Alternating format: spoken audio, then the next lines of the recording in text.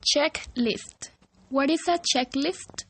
A checklist is a tool for identifying the presence or absence of conceptual knowledge, skills, or behaviors.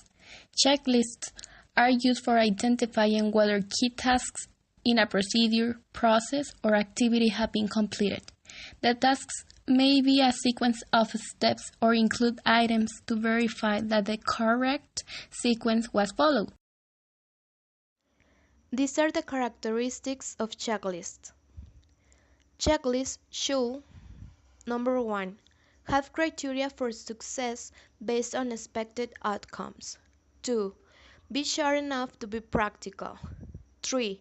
Have tasks chunk into logical sections or flow from start to finish. 4.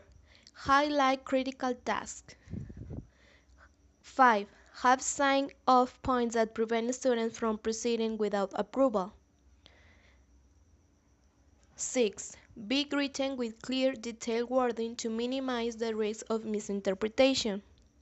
7.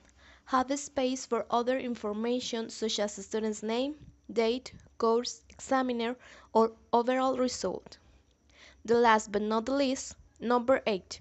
Be reviewed by other instructors. The advantages of using checklists.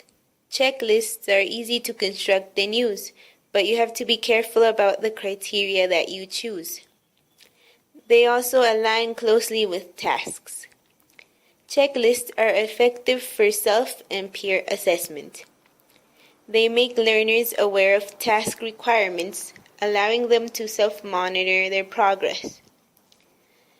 Checklists are also useful for sharing information with parents and other stakeholders.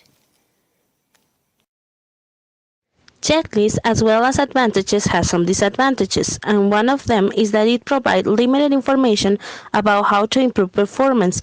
Also, it doesn't indicate relative quality of performance. Now we have an example. In this time, we have a checklist for developing a checklist. On the right side of the checklist, we have the points that will be checked. These points are numbered to have a better control. On the left side, we have a small square.